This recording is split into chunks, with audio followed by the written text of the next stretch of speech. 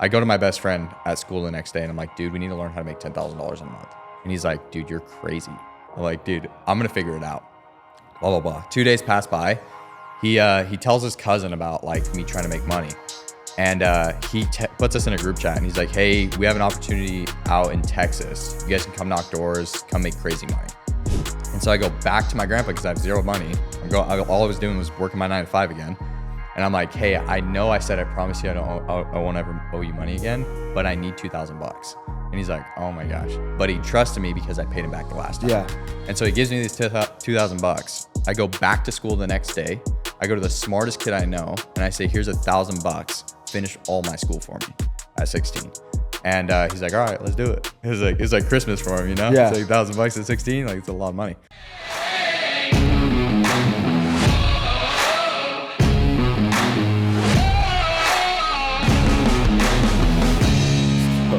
Easy, bro. Let's go. We're live. We got another episode of Adversity Kings.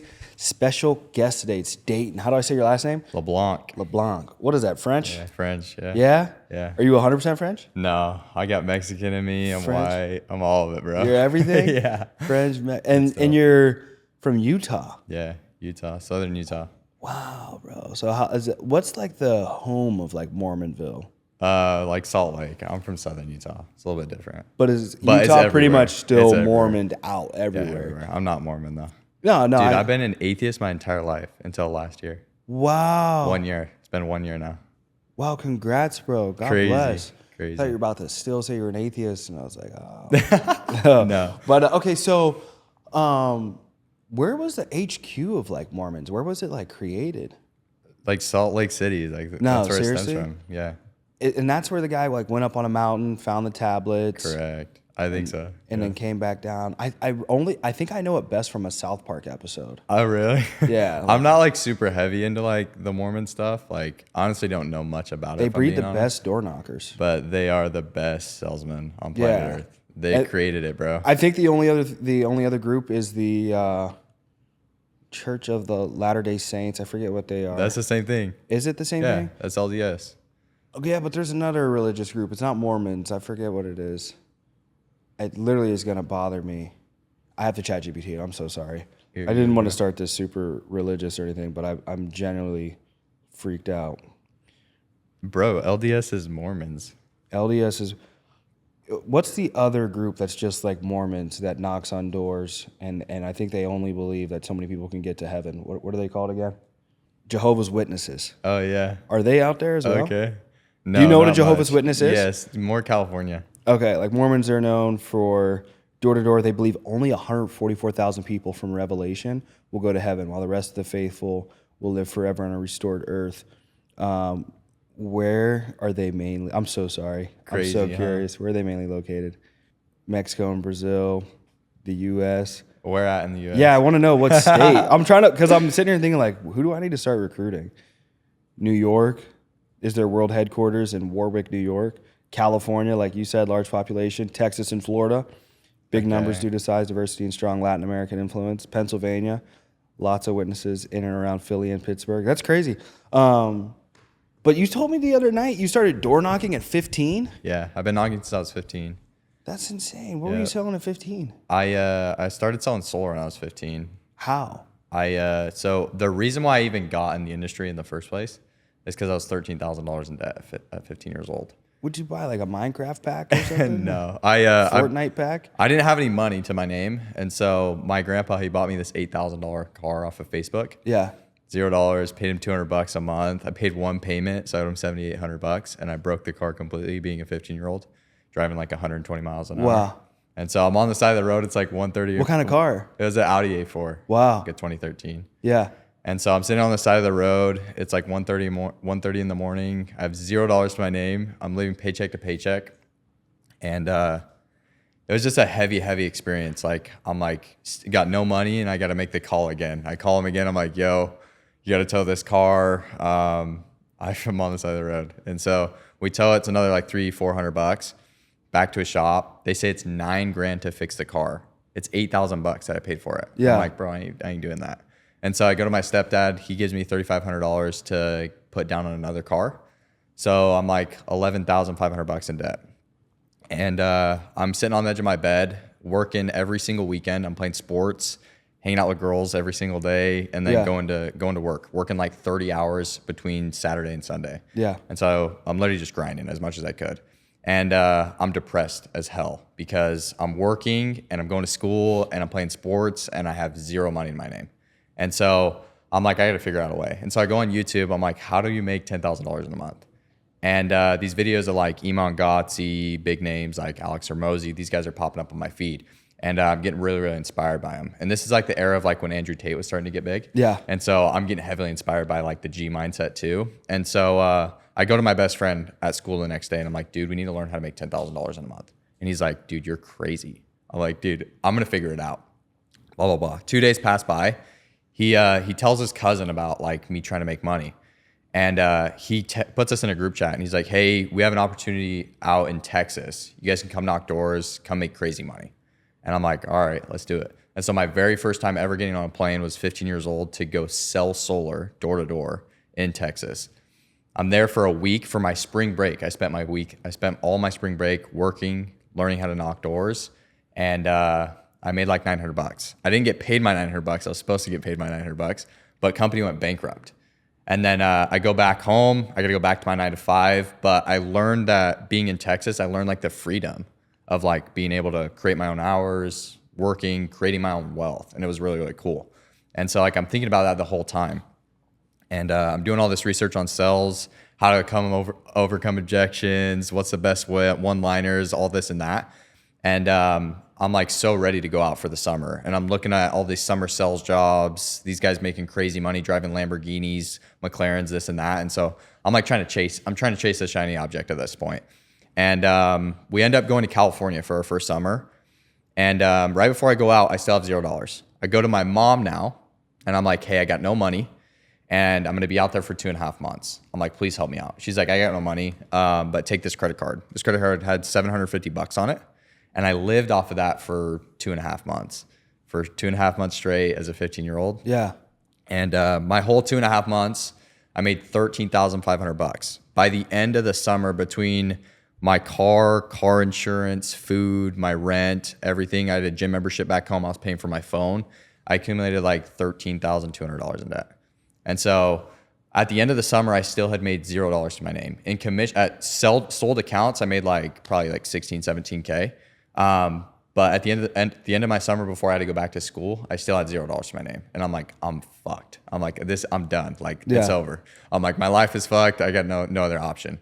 I'm driving home. I'm depressed as fuck. And 2 days later, I get a deposit in my bank account for $13,500. And I'm like, oh my God. I'm like, oh my gosh, this is insane. And so I call my grandpa. I'm like, yo, meet me at the house. And I hang up the phone. I call my stepdad, meet me at the house. And I hang up the phone. I call my mom, meet me at the house right now. And I hang up the phone. I go to the bank. I pull out all the money that I owed them, like $13,200. I sit them all down and I say, here's your money, here's your money, here's your money. I promise you I'm never going to owe you money again. And from that day on, it was just like, it was finger to the trigger. I realized after that, I went back to school for half a year, only a half a year, because it was in my head like, dude, I got to go to fucking work. Like, I was realizing I made $13,000 in 2.5 months. I'm like, yeah, that's like $6,500 a month. That's like unseen in my family. Like everybody comes from like homelessness. They were freaking depressed. They were doing drugs, this and that. Like just terrible. Who were you closest to growing up? Who was I closest to? Yeah. Just my siblings, dude. I had like 6 siblings. Yeah. 6 half siblings. I have no like actual siblings. Yeah. I have no idea who my dad is still to this day. And so, have you ever seen the movie Animal Kingdom? Yeah, yeah. Or another show, Animal Kingdom? Yeah, yeah. I'm getting this Animal Kingdom vibe from you, bro. I can see that. Yeah. That's Animal sick. Kingdom's fire. Yeah. It's a good story, but I feel like my era is still going, dude. Like, yeah, we're nowhere near where we can go. And so after that 6-month period, I'm playing sports. I'm going back to school. And I realized like, this is fucking stupid. Like I can go make $70K a year if I went all in on this. And nobody in my family's ever done that. And so I called the guy that I went and worked for that summer, and I was like, hey, I want to come back out and I want to sell. And he's like, dude, do you understand when you're trying to come out? How are you able to legally sell? So, like, is it not? I worked underneath the table. Okay. Yeah. Up until I was 18, I worked underneath the table. Wow. Yep. A long time. Yeah. Almost a full 3 years, like 2.5 years. This is so sick. It's insane. Yeah. It's a crazy story. But yeah, I called him. I'm like, dude, I want to come work. And he's like, dude, do you understand like the worst time to sell solar is in December? Because it's winter time. Yeah. And so people aren't using their electricity. Like they got low bills. And I'm like, dude, I don't care. I'm going to come learn how to sell and I want to make $10,000 in a month. And so he's like, all right, whatever. I got a place for you to sleep. And so I go back to my grandpa because I have zero money. All I was doing was working my 9 to 5 again. And I'm like, hey, I know I said I promise you I won't ever owe you money again, but I need $2,000. And he's like, oh my gosh. But he trusted me because I paid him back the last time. Yeah. And so he gives me these $2,000. I go back to school the next day. I go to the smartest kid I know and I say, here's $1,000. Finish all my school for me at 16. And he's like, all right, let's do it. It was like Christmas for him, you know? Yeah. It's like $1,000 at 16. Like it's a lot of money. And so I took the rest of the $1,000. I went back to California and I worked all December and all of January and I made like 26 grand. And I broke my first $10,000 a month. And wow. It was crazy. At 16. Yeah, 16. It was crazy. It was a good feeling. And so I came back home. I enjoyed my life for a little bit, hung out with my boys. And then I learned how to like start my own business and learn how to scale. And I started like posting marketing. I started doing this stuff on Instagram and people were like hitting me up. Yo, how you getting this money? You come from nothing, this and that. And so I started recruiting and I recruited like 15 people and I took them to California that summer and I made like 70K. Wow. Within the summer at 16. 16 was a big year for me. And then last year, the year before that, from 17 to 18, I had a massive breakthrough year. I went all in on it. I obviously wasn't going to school anymore. All my friends came and worked for me for a little bit, which was absolutely dope. But a lot of them left me after that summer. Yeah. And so I stayed in California and I just grinded. And I learned the ins and outs of the business. And so I developed really well. And I had like 150K in my bank. And I went back to St. George, Utah, and I started recruiting again. And I started to build an even bigger team. And I had like 35 guys. And so that summer was my biggest summer, which was this last summer. By like midsummer, I think like half of them left me. But I had a really big why, and I had a girlfriend at the time. So I had a high school sweetheart for 4 years.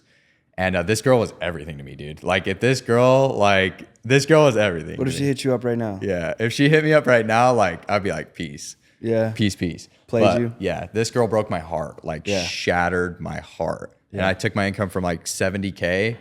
And then last year I broke like 450. So sick. It was massive.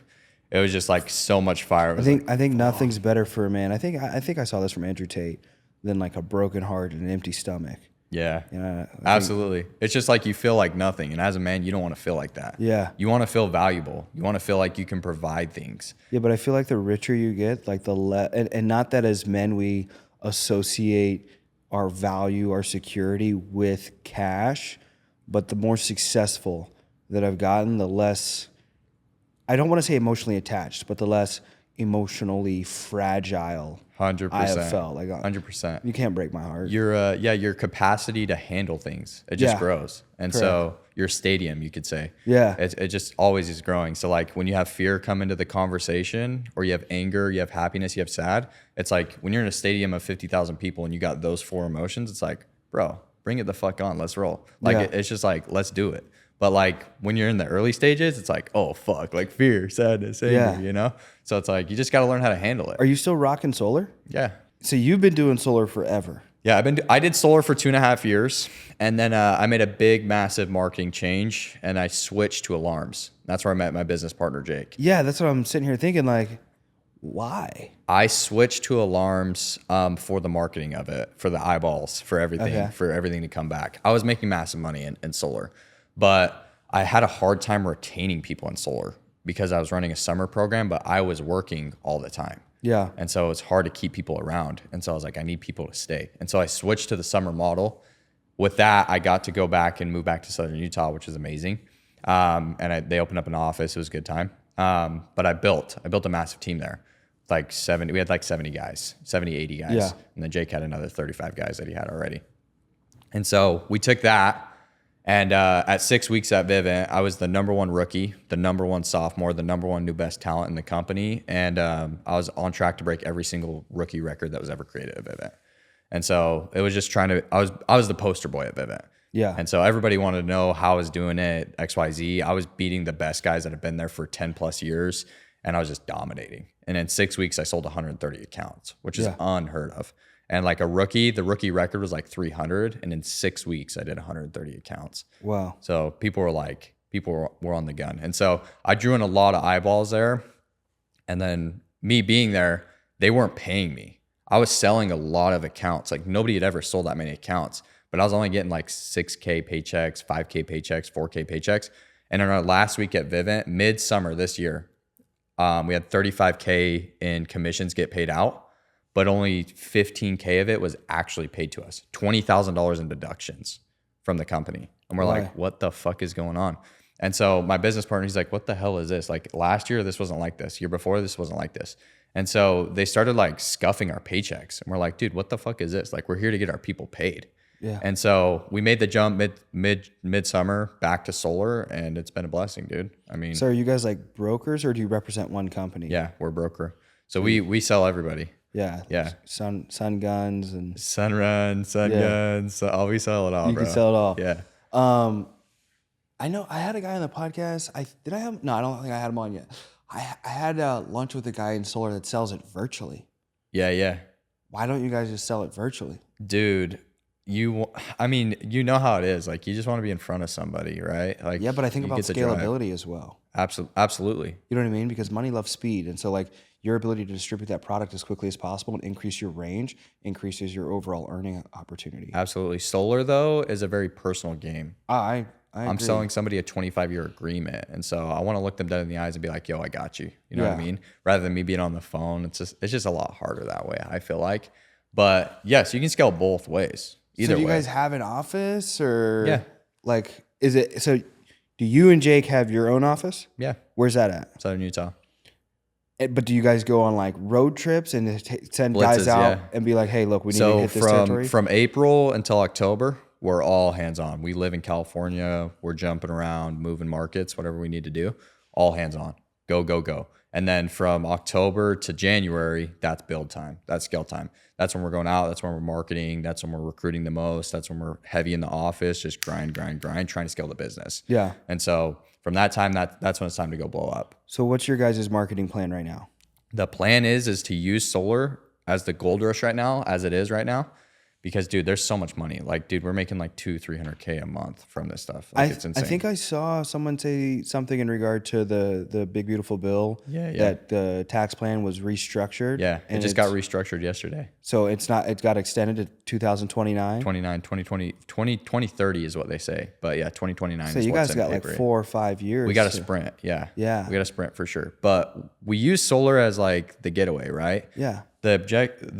We're not trying to knock doors for forever, you know? Yeah. We're not trying to do this. You take the cash, deploy the cash into generating more cash. Absolutely. And we're trying to blow up the personal brand to where we can step away from solar completely. Yeah. And then go all in on the brand. Go all in on YouTube. Go all in on coaching. It just started paying me. The brand just started paying me. Yeah. Yeah. I've put in probably close to $1 million of all of the editing fees, management, different stupid stuff, paying individuals to get on the podcast, super big names, all those collaborations, everything like that. It's probably like 3 years of like money out, and I just started getting like money in. Yeah. But I still don't care that much because like my life insurance company is my biggest like income earner. So this is like fun, but it builds my brand too. Yeah. You know what I mean? Yeah, you got the vision, dude. Like I was just telling my editor, he's like, dude, what does it feel like? Like, I mean, you come from nothing and now you've developed a life. And for me, like, I never thought I would ever be 19 and like have the watch, have the car, like have the life.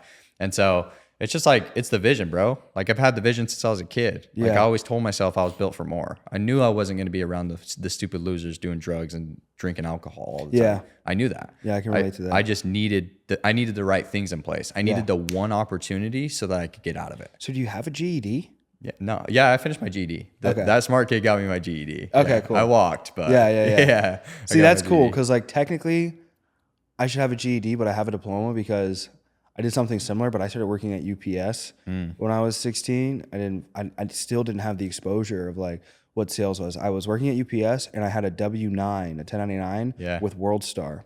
Oh, wow. So I was making like videos like Supreme Patty and stuff like that, set myself on fire. I got on top of a car on a highway.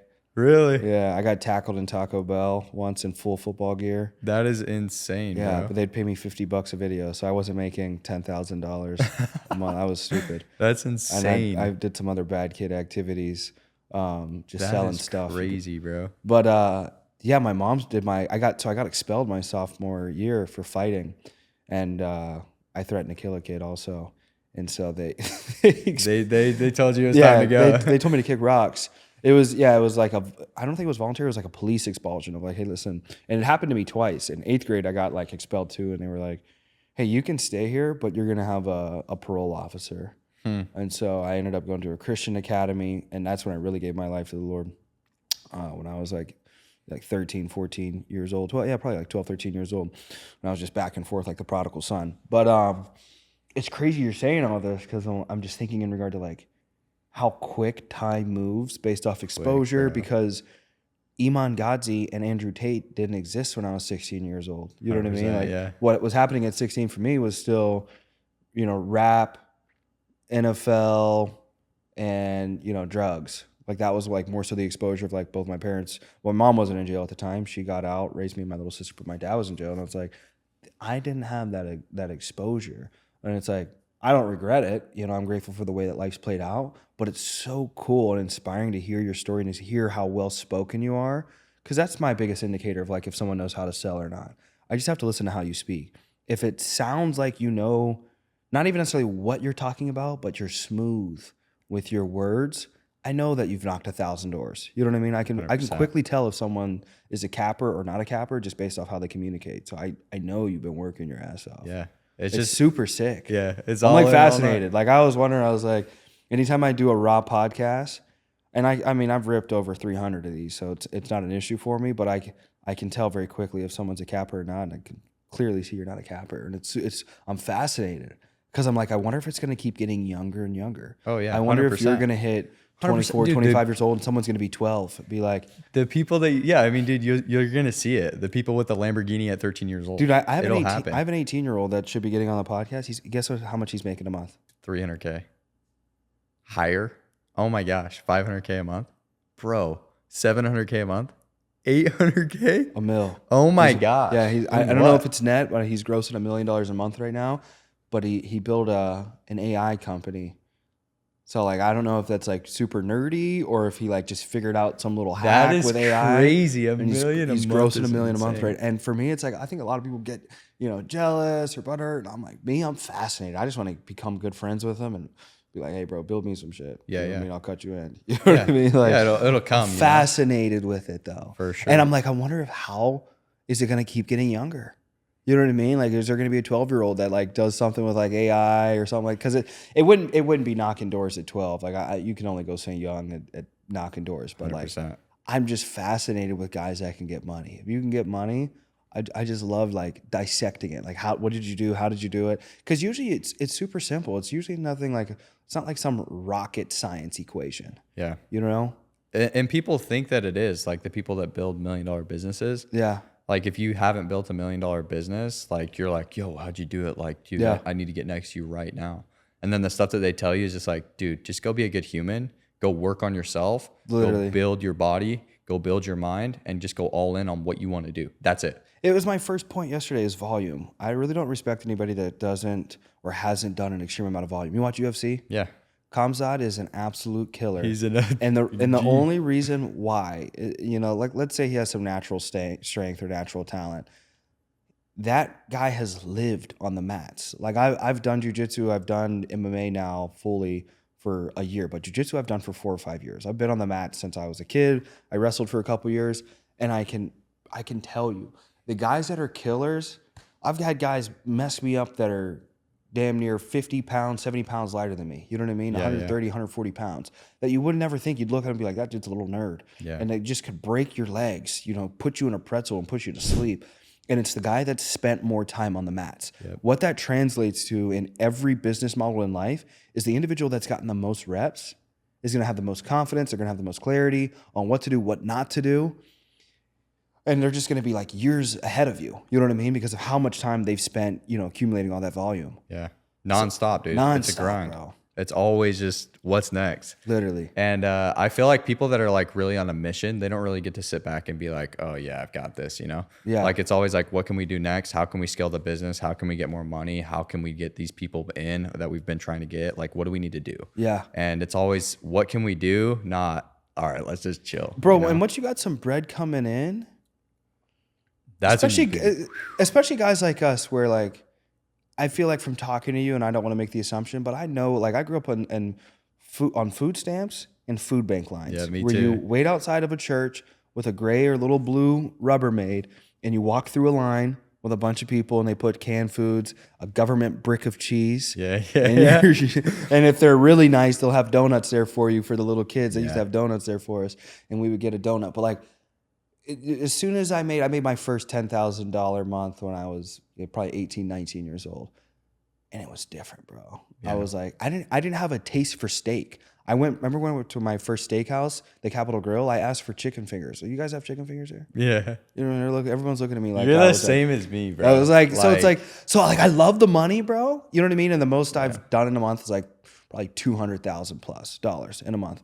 Which is, it's just cool. But I'm thinking about this 18-year-old, you know what I mean, making $1 million a month, and it's like, I think back to the chicken fingers at Capitol Grill, the food stamps, the food bank lines, and I'm like, bro, like for me, it's not just the money. Like the motivation is now building something bigger than the money, the legacy, and then knowing the marketplace is going to reward me in correspondence to the bigger risk that I take. So hence why I left my old company where, one of the biggest things that I kind of like fell into was the lure of you can't go build something on your own.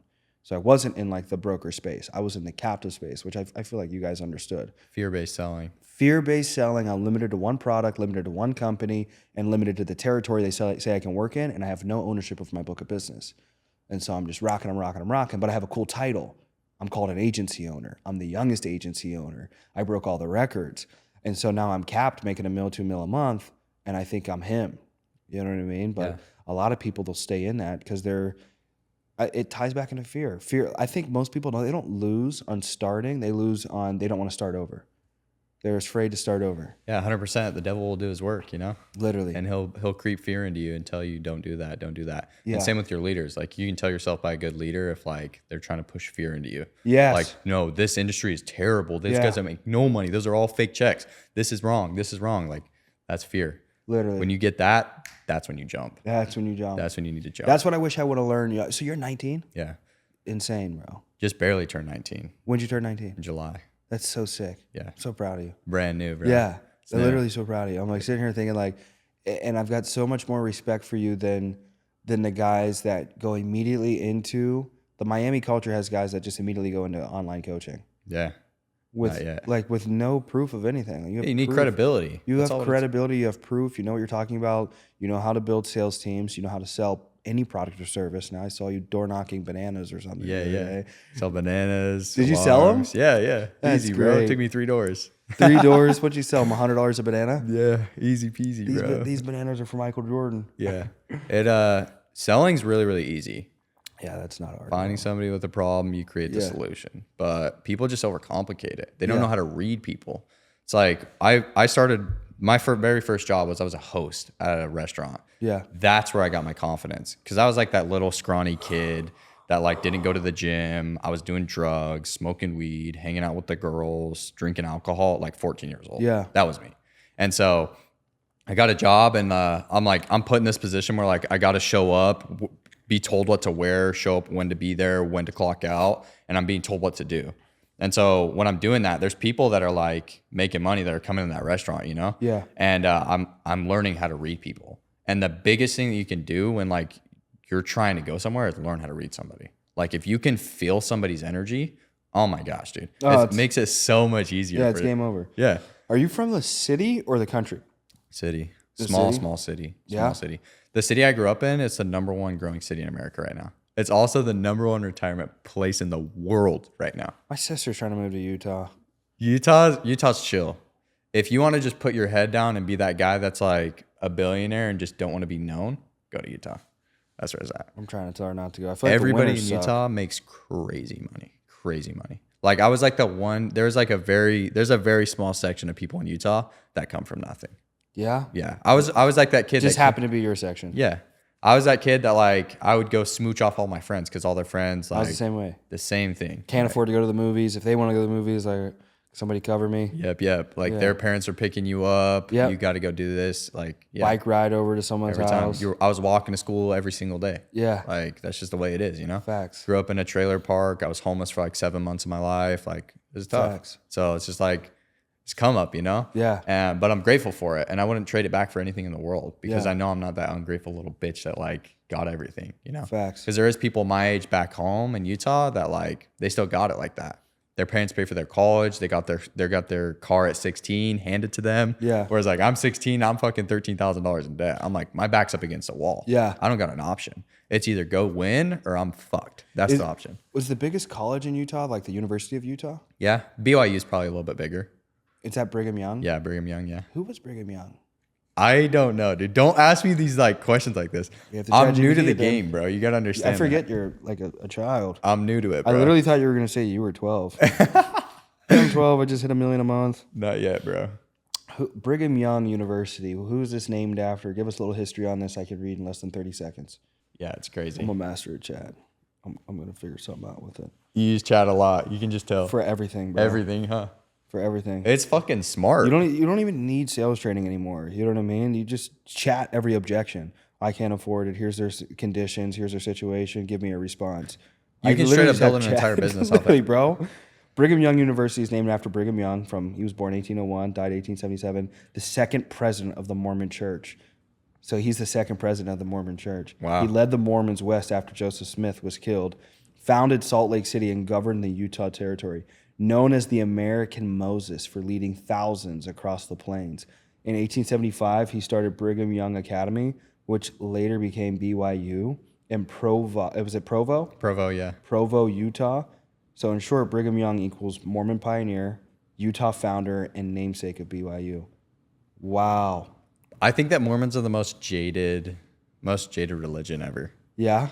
Most like just tunnel vision. Tunnel vision. Tunnel vision. It's one way or no way. Yeah. That's just the way I it is. think out of all of the door knockers that have gotten on my podcast, they came from a Mormon territory or a Mormon background. Yeah. Because I had a couple Golden Door guys on. I forget the one dude's name. It was like Bryson or something. Yeah. Something like that. He was a Golden Door pest. I had another solar guy that's like a big solar guy now. His name's Garrett. Came from a Mormon background. But you know what happens? None of them are Mormon if they grow up in a Mormon territory. They like dread it. Yeah, some of them walk away from it for sure. Yeah, it's like. But yeah, I mean, Mormons are super jaded. Super jaded. Yeah. And that's why they're so good in the door-to-door industry is because it's this way. You got 10 rules. You lay your life out by the 10 rules and you execute. Yeah. That's the way it is. And like they go at 18 years old, right after high school, they go and serve a 2-year mission and they're away from their families. It's random. It's randomly picked. They go, so you go out, you pick your hand in there and you pull out Africa. You're going to Africa. See you in 2 years. Peace out. That's the way it is. And you go serve. And I heard Mormons can't have premarital sex, right? No. I heard like they have like a workaround though, right? Do you know about their like Mormon like? Yeah, it's called soaking. Soaking. Yeah, Is that real? Yeah. It's a real thing? It's a real thing, yeah. That's what you first started with? The Mormon. I'm not Mormon, homie. I don't start with that, bro. Yeah, but yeah, they do crazy stuff like that. Jake's from Utah, right? Yeah. Did he soak ever? Didn't know. He's not Mormon. He's never Jake's a been soaker. Mormon. No, bro. It'd be crazy. That's great. That'd be insane.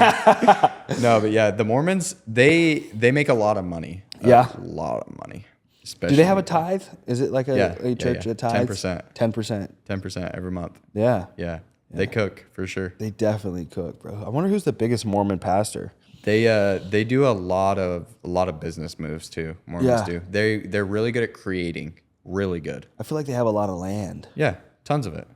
They're everywhere. That's what I wanted to ask. So in Utah, you lived in a small town, small city, but was there ever like any like bears, grizzly bears over there? No, not where I'm from. Maybe No, like a cougar? no, dude, it's desert where I'm from. Oh, for real? Yeah, 'Cause Salt you're Lake. southern. Yeah, Salt Lake. So I live an hour and a half away from Vegas. Like, Oh. yeah, it's warm. Yeah. It's warm. So would you ever drive down to Vegas? Yeah, all the time. Wow. All the time. It's right there. Wow, that's sick. Do you have do you gamble? No, bro. I'm Okay. 19 years old, bro. I can't even legally gamble. That is true. I didn't, but you were door knocking at 15, so you I definitely could definitely have figure it workarounds. out. Yeah, I could figure it out for sure, but no. Damn, Not worried so, about it. So what's like, do you have a plan for the next, I don't like asking this question because like my plan is like to never stop, but I generally do kind of like, what's the next steps? What's the future look like? Dude, I mean, in the beginning, it was like, all right, now I just want to make the money. And then it was like, all right, now I just want the house. Now I just want the shoes, the cars, the watch. But now I have all those things. And I've realized that none of those things actually matter to me. And the next thing for me is just like, I want to go change lives. That's it. And when you scale a business and like when you have people that actually count on you, that's when it really matters. And like that fire in my heart that I feel when I look somebody dead in the eyes and I say, hey, yo, you go make this amount of money. You go do this for your family. You could do this like that. That's next level. And then now it's my job to go show you how to do that. Right. Yeah. I'm not the guy that's like wants to sit up on the chair and be like, yo, go do this. And I'm going to sit and watch. Yeah. Like I'm just not. I'm the guy that's going to be in the trenches working my fucking ass off too. Like, and I'm going to prove to you and I'm going to work 10 times harder than you so that you know that it's fucking capable. Fire. And most people that we work with, like they don't got crazy stories. Obviously everybody's story is different and everybody's unique, but they don't come from places like me, you know? Yeah. It's different, but they got a fire in them and we teach them how to do that. And changing lives is the best fucking thing ever, bro. I always tell everybody this, like I can teach you the skill set, but I can't teach you how to have heart. Exactly. Like heart's on you. You got to figure that out. You got to figure out your why. And for me, like the motivation, the inspiration never really came from the positive vision board. It came from all the pain. Negative, yep. You know what I mean? It came from the tears, the parents in jail, you know, the many nights of my mom crying, working 2-3 hours or 2-3 jobs a day, you know what I mean? And really only having 2-3 hours with her a single day. And thinking of all those like those painful memories, you know what I mean? That's where I like get the drive and can think to myself like there would be no point and reason for me to ever stop. Yeah. You know if you ever do stop, it's going to be for the wrong reason. Yeah, I think and you you're die gonna when you plummet. stop. Yeah. You're going to plummet. Yeah. You'll lose it all. 1,000%. God's not going to want, you're not in the presence of God anymore. You don't deserve to walk with God. Yeah, I completely agree with that. And I think Andy, said it very well the other day is I think there's like this weakness going on that's being associated with God. Like God just wants us to be these weak sheep that just sit back and do nothing.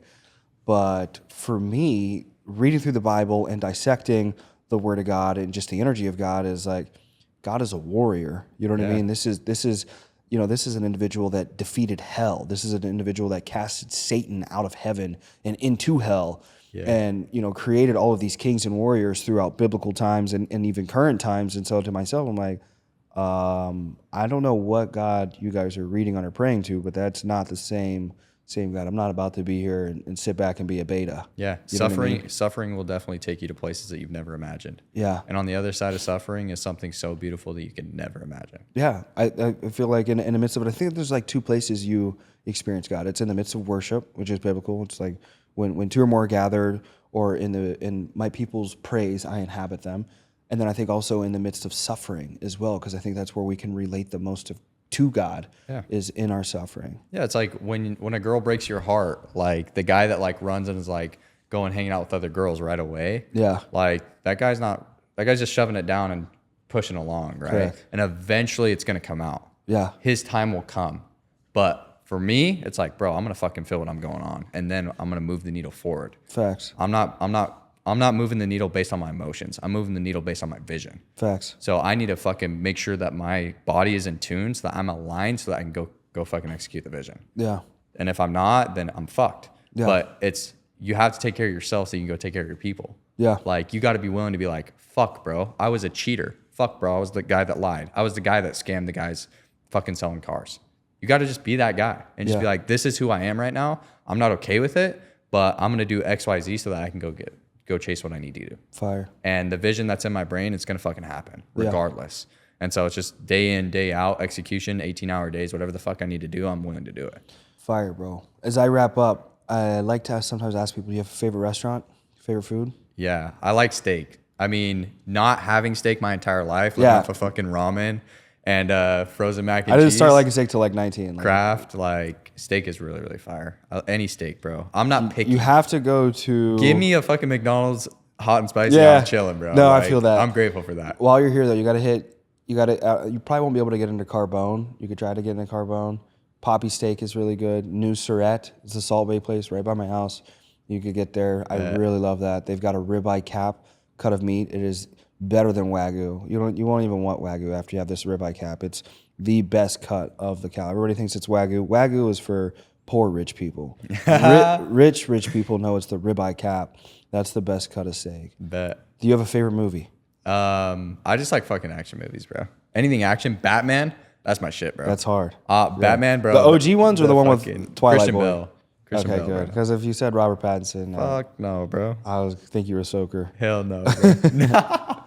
Nah, bro. The Christian Bell ones, like, I feel like Batman when I walk around every day. You look a little like Bane. I like to, so I blacked out my cars. Like, I wear all black all day long. Because, like, I genuinely just feel like Batman. When Black I wear man. black. You're Like, definitely canceled. Yeah.